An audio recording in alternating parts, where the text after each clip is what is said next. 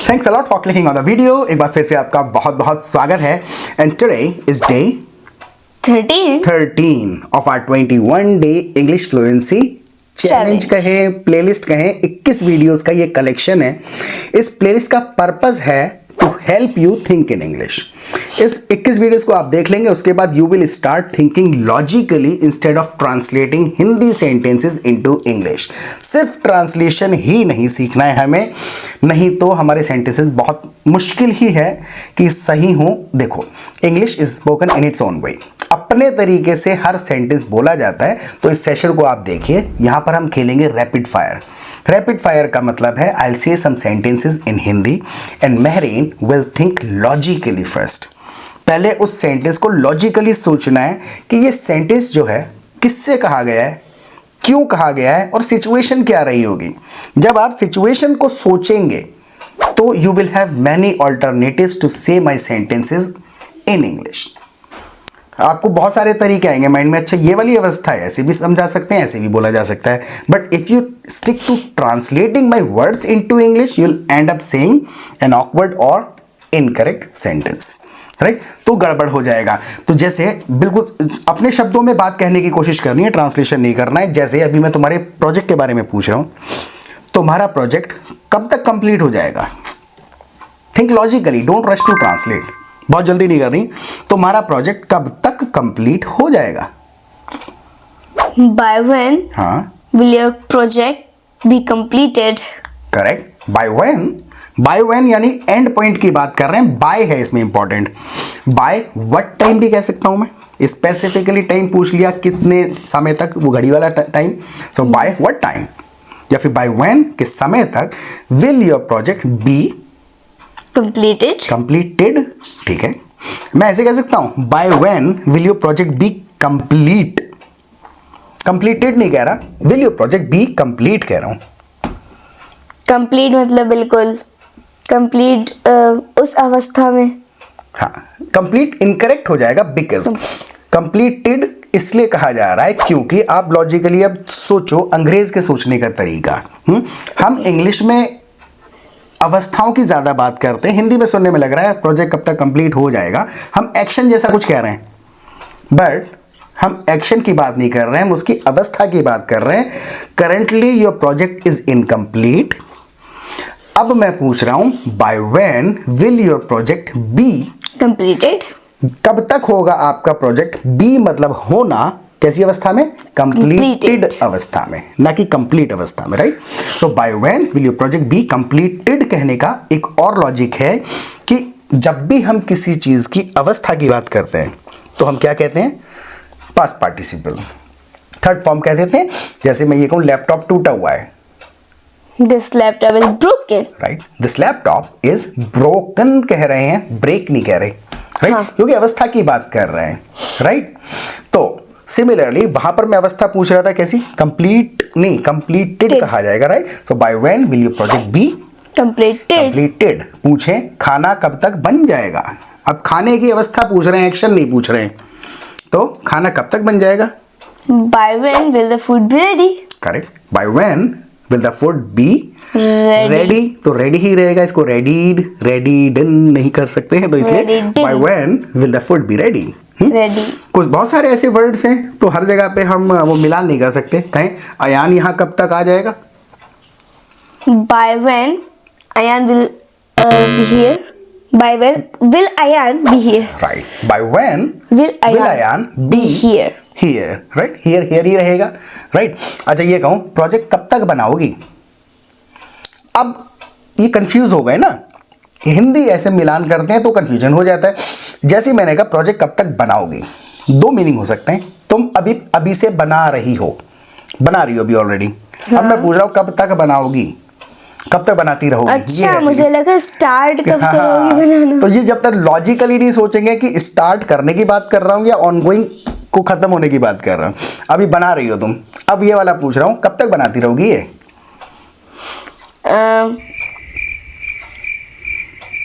How long will you take? लगभग पूरा complete your sentence first. ये तो आप भी पूछ रहे कोशिश ना, करो और कहने ज्यादा की. कितनी देर लगाओगी, तो how long will you take. अच्छा, इतना कह के छोड़ दिया, फीलिंग कह दी. How long will you take. To finish your project. Finish your project, ये कंप्लीट कर दिया। दूसरे स्टाइल से कहा जाएगा, जब तक वर्ड नहीं बदलेंगे तब तक वो मैसेज नहीं जाएगा। तो यहाँ पर क्या करा गया, ये इस प्रकार का सेंटेंस है जिसमें वर्ड बदलना जरूरी है। बोर ना हो आप तो मैं एग्जांपल देता हूँ। अगर मैं इसी सेंटेंस को इसी वर्ड्स के साथ ट्रांसलेट कर देता, प्रोजेक्ट कब तक बनाओगी, अगर मैं ऐसे ट्रांसलेट करूं, bye when will you make project. Bye when will you make, by when मतलब कब तक, एंड पॉइंट पूछा है। विल यू मेक प्रोजेक्ट, इसका मतलब ये बन जाता स्टार्ट कब करेंगे, कि अभी नहीं बना रही हो, स्टार्ट कब करोगी बनाना है। जैसे 4 बजे तक बनाओगी, 5 बजे तक, जैसे कि I like upload this video by 8 o'clock। तो यहाँ पर कंटिन्यूअसली कुछ काम नहीं हो रहा, इस एंड पॉइंट की बात कर रहा हूँ, डेडलाइन पे, यहाँ इस टाइम पे होगा। So by when will you make your project का मतलब हो जाता कब बनाना शुरू करोगी या कब, एंड पॉइंट। लेकिन यहाँ अवस्था ये थी बना रही हो पहले से हैं। सो how long will you keep, how long by when नहीं कहा, how long will you keep making your project, will you keep making your project, कब तक बनाती रहोगी। या फिर बाय व्हेन कह दिया will you finish your project. तो लॉजिक क्या था कहने का, कि बात नहीं भूलनी है, कि बात क्या है। वर्ड्स, एक शब्द के, एक सेंटेंस के 3-4 मीनिंग निकल के आते हैं। हमें हिंदी रटी हुई है, हम लॉजिकली नहीं सोचते, ट्रांसलेट करने लग जाते हैं। आई होप आपको by when and how long समझ में आ गया होगा। जैसे मम्मा से आके पूछने लग जाएं कि हमें कब तक भूखा रखोगी, हमें कब तक भूखा रखोगी। इसमें कौन सा वाला कब तक, एंड पॉइंट पूछ रहे हैं, ये कंटिन्यूअसली रखा हुआ है भूखा। कब तक भूखा रखोगी हमें कब तक भूखा रखोगी। हाँ।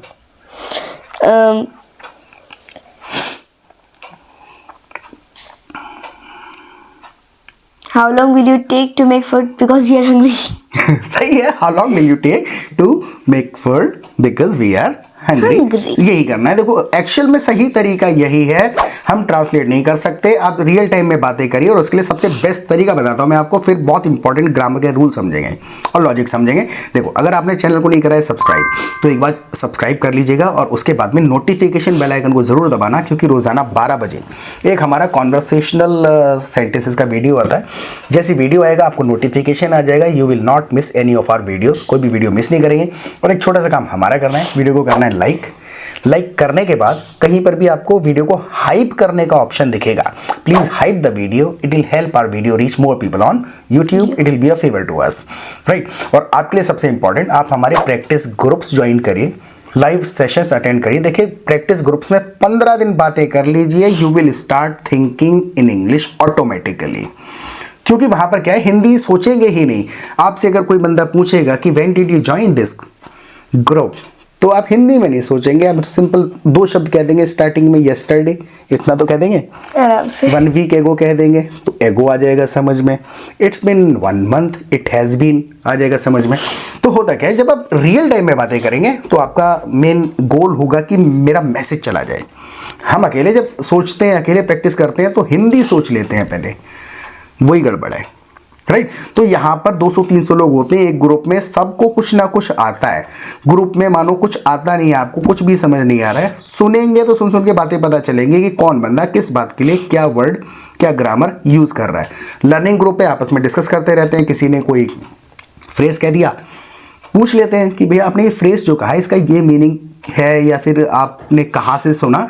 तो वहाँ प्रैक्टिस प्लस डिस्कशन 24/7 24 घंटे चलते रहते हैं। रात के 2 बजे या दिन के 2 बजे you will find a partner. आपको हमेशा कुछ ना कुछ लोगों के साथ कनेक्ट कर पाएंगे। या फिर दिन में 2 बार लाइव क्लासेस होती हैं, कन्फ्यूजन वगैरह रह जाते हैं, we simply come together every evening and we discuss those grammar rules and sentence structures in detail. 15 दिन के अंदर ग्रामर समझ आ जाएगी, कंसेप्ट क्लियर हो जाएंगे और बोलने की आदत बोल बोल के पड़ जाएगी, राइट। 15 दिन के अंदर you will see the magic. हाँ, अगर मैं ये कहने लग जाऊं, 2 फ्रेजेस हैं, सब कुछ ऑल टुगेदर चलता है। ऐसा नहीं होता कि यार आज मैं कुड सीखूंगा तो सारा कुड सीख जाऊं, it's impossible, it has no end, खत्म ही नहीं होगा कुड, राइट। सब कुछ इकट्ठा। अब 2 फ्रेजेस आ गए मेरे माइंड में अचानक से, मैं ये कह रहा हूं कि we are on the same page. तो मैं क्या कह रहा हूं, हम सेम राह पे, सेम रास्ते पे। 2 होते हैं बहुत मिलते जुलते हैं, इसको हम इंटरचेंजेबली कई बार गलत बोल देते हैं। देखो, we are in the same boat we are on the same page.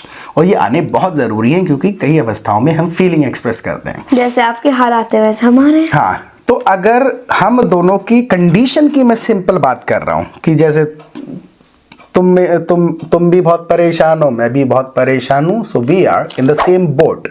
आप कंडीशन बता रहे हैं, आपकी जैसी मेरी कंडीशन है। We are on the same page का मतलब होता है you agree with me, right. जैसे मान के चलिए कोई एग्जाम्पल लेते हैं कि जैसे तुम किसी एक अवस्था में मेरे साथ अग्री करना चाहो, मैं कहूँ कि यार मुझे लगता है टॉपिक बाय टॉपिक नहीं सीखना चाहिए हमें इंग्लिश। अब तो हाँ यार आई अग्री विद यू, हाँ है, या फिर we are on the same page, यानी कि वही मैं सोच रही हूँ जो आप सोच रहे हैं, ये अग्री करने वाली बात है। और अगर मैं ये कह दूँ कि I don't have enough money to afford a pizza, I don't have enough money to afford a pizza, यानी इतने ही पैसे नहीं कि पिज़्ज़ा ले आऊँ। I will give you. हाँ, I will give you. Okay तो आई विल गिव यू, ये ठीक है। लेकिन अगर तुम्हें बताना है मेरे पास भी नहीं है या मेरी भी हालत ऐसी ही है, तो we are in the Same boat. अब यहाँ पे कह सकते हैं we are on the same page. वो तो पॉजिटिव वाला है। पॉजिटिव नहीं, अग्री करने वाला है। तुम हाँ, अग्री थोड़ी कर रही हो यहाँ पे, हैं? मैंने कह दिया I don't have enough money to get a pizza, तो we are on the same page सुनने में लग रहा है कि एक ही जैसे, लेकिन अग्री करना we are on the same page and we are in the same boat का मतलब है आपके जैसी मेरी हालत है। तो ये दो फ्रेजेस बहुत ज़्यादा हम अक्सर इस्तेमाल कर लेते हैं सांत्वना जताने के लिए, एग्री करने के लिए ड्यूरिंग द कॉन्वर्सेशन। तो हमारे ग्रुप्स में ये होता रहता है कि कभी किसी ने कोई फ्रेज बोल दिया, कभी किसी ने कोई ग्रामर बोल दी, तो सुन सुन के समझ में आता चला जाएगा। जैसे अगर ये कह दूँ तैयार होने में कितनी देर लगाओगी, how long will you take to be ready? Right, how long will you take to be ready. अब यहाँ पर तो तुम हो, हैं, तुमसे पूछ रहा हूँ कितनी देर लगाओगी। मम्मा से कह दें खाना बनाने में कितनी देर लगाओगी, how long will you take to finish cooking, right, how long will you take to make food. चल जाता है, मैसेज चला गया। लेकिन जहां पर बंदा ही नहीं है मेरे पास, ऐसे कह रहा हूं खाना बनने में कितनी देर लगेगी, how long will it take हाँ टू मेक द फूड। नहीं, how long will it take, इतना तो हो गया कि कितनी देर लगेगी। How long will it take इसका मतलब है कितनी देर लगेगी। अब किससे लग रही है, how long will it take for food be ready, for the food, जिसको देर लग रही है फॉर उस चीज को। So how long will it take for the food, अब किस चीज फूड को क्या होना है, to be cook, ready, cooked, cooked करेंगे, right. So how long will it take for the food to be ready, तुम्हें कितनी देर लगेगी तैयार होने में, how long will you take to be ready. Direct कह रहे हैं तो विल यू टेक कितनी देर लगाओगे, और तुम्हें लगेगी तो how long will it take कितनी देर लगेगी for you to be ready. Got the point. तो जिसको देर लग रही है उसमें फॉर उसी चीज के साथ में जोड़ दे रहे हैं। जैसे कहें अयान को पहुंचने में कितनी देर लगेगी, अयान को पहुंचने में कितनी देर लगेगी, हाँ, by when will Ayan be here। लो अपने शब्दों में कह दिया। यही करेंगे जब आप रियल टाइम में जब बात करेंगे ग्रुप में, तो आप यही करेंगे। So by when will the Ayaan be here, बात वही रही। तो जब आप सिचुएशन सोचेंगे you will have many alternatives to convey your message. Translation करेंगे तो वो भी ज़रूरी है, रूल्स हमें आने चाहिए, लेकिन रूल्स को सीखने का सही तरीका यही है कि बात सोचो, उसको कहते समय क्या रूल लग रहा है वो बोलो। वैसे मैं अपने स्टाइल से कह देता, ग्रुप में यही होता है। तुमने कह दिया by when will Ayaan be here, तो दूसरा बंदा मैं कहूँ अपने स्टाइल से how long will it take, how long will it take, आगे for Ayaan to be here, right. How long will it take for Ayaan, क्योंकि अयान को लग रही है how long will it take for Ayaan to be here. Style अलग अलग है, तो ये रियल टाइम में बातें कर रही है। अच्छा मान के चलो कि ये कहें कि ये आप गुलदस्ता कितने का लाए, डू यू लाइक इट। अगर लाइक अच्छा लगा तो आप प्लीज़ वीडियो को लाइक कर देना, इसको तो कैसे कर सकते हैं, राइट। पूछना है आप ये गुलदस्ते कितने के लाए, गुलदस्ते मतलब How much these are? How much are these? How much are these? हाँ देखो सही है बिल्कुल. How much are these These flower pots? S- हो गए हैं. दो हो गए ना. How much are these flower pots Pots. है. ये हमने इसका एक रियल प्राइस पूछ लिया है. या फिर कह सकते हैं how much did you buy these for? For. ये स्टाइल्स वर्ड ऑर्डर है, ग्रामर नहीं है. How much did you buy these? For. कितने के खरीदे? How much did these pots cost you? You. कितने के Costed. पड़े? राइट. मैं कहूं 400 के दो लाया हूं. Really? हाँ 400 के दो लाया हूं. I bought 400. I Two. bought two for 400. I bought two for 400. हाँ यानी उल्टा हो गया. 400 के दो लेकर के आया हूं. अगर ये कहूं कि मॉल से लाता तो और महंगे पड़ते. If I had bought from the mall, If I had bought them, them from the mall, हाँ it would have. It would they have. would have. They. So यार दो मैं भूल जाती. They. सही है दोबारा. ठीक है. If I had bought these हाँ सही है. from the mall, हाँ. it would. दे दो है. It would have. They would have cost me They would have cost me more. Right. और महंगे पड़ गए होते, और ज़्यादा महंगे पड़ते. इफ़ आई हैड, अगर मैंने खरीदे होते, if I had bought them at the mall, Mall. From the mall, at the mall, you can say either of them. दोनों कहे जा सकते हैं. फ्रॉम का मतलब है सोर्स की बात कर रहा हूँ, वहाँ से लाया होता. एट द मॉल टहलते टहलते वहाँ खरीदे होते. राइट. टाइम पास के. टाइम पास कर वहाँ खरीदे. तो ये छोटे छोटे कन्फ्यूजन्स हैं. हम सोचते हैं ग्रामर से लेना देना है. 100 तरीके से बात कही जा सकती है. तो you can say either of them. If I had bought them at the mall, अगर मैंने मॉल में खरीदे होते तो they would have cost me more. More. They would have costed मी क्यों नहीं कह रहे? कॉस्ट तो फर्स्ट फॉर्म होता है ना. किए होते हैं ना, मतलब हुआ नहीं है ऐसा. नहीं होते. नहीं, दे वुड हैव पास्ट में पड़ गए होते महंगे. तब कॉस्ट को कॉस्ट कॉस्ट कॉस्ट ही रहता है. राइट. कॉस्ट. हाँ. तो कॉस्ट. जैसे अगर मैं ये कहूँ ये मुझे 400 के पड़े हैं पास्ट में, तो ये मुझे 400 के पड़े. They costed me 400. They Costed me 400. Costed होता ही नहीं है. दे कॉस्ट मी है costed. होता ही नहीं है. कॉस्ट होता ही ही रहता है वो. राइट. सो दे कॉस्ट मी 400. 400. 400 के पड़े. जैसे अगर ये कहना है कि उन्होंने सेल लगा रखी थी, उन्होंने सेल लगा रखी थी. इस बात को हम इंग्लिश में कैसे कहें? उन्होंने सेल लगा रखी थी. They were having a sale. Correct. They were having a sale. तो बहुत सारी चीजें सुन के समझ में आती हैं कि ये वाला लगाना कौन सा वाला है. Right. They were having a sale. मैंने ये सेल में से खरीदे. I bought these हाँ. on a sale. हाँ right. I bought these on sale, या फिर I bought them in the sale. कुछ कुछ फिक्स्ड प्रीपोजिशंस होते हैं that we can learn only by listening. सुन के ही सीखने पड़ेंगे. हम लॉजिक नहीं लगा सकते, मतलब रूल्स नहीं अप्लाई कर सकते कि भाई ऑन ऑन क्यों आ रहा है, बस पता नहीं क्यों आ रहा है.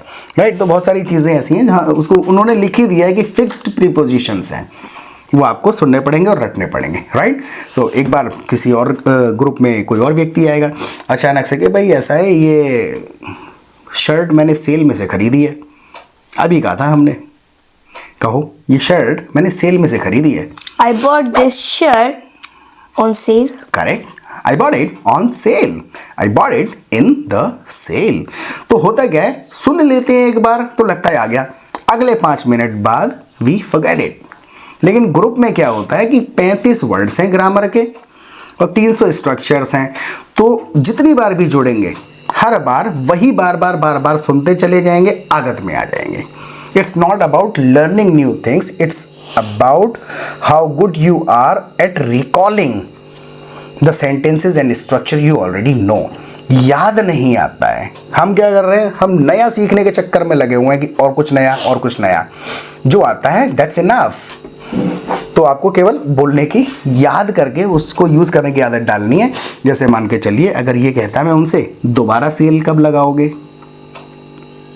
थोड़ा मॉडिफाई करना है उसी बात को। देवर हैविंग अ सेल, पूछ रहा हूँ दोबारा सेल कब लगाओगे। दोबारा सेल कब लगाओगे? हाँ,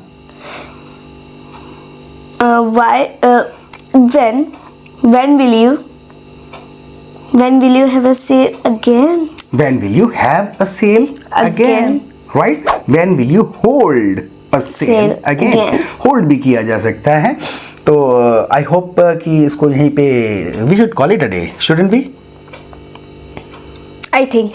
या we are on the same page, right? तो मैंने क्या कहा, जब आप 10 बातें बोल के देख लो, वो जो 10वां सेंटेंस होगा वो उन्हीं पिछले 6, 7वें, तीसरे वाले में से ही कुछ होगा, क्योंकि there isn't much to learn. सीखने का ज़्यादा नहीं है, करना क्या है, याद जल्दी जल्दी आने की प्रैक्टिस करनी है by speaking in real time. Groups join करिए and see the magic within 15 days. इस सेशन के बारे में हमको देना फीडबैक कि इससे थोड़ी बहुत आपको हेल्प मिली या नहीं मिली। प्रैक्टिस करते रहें। बाय।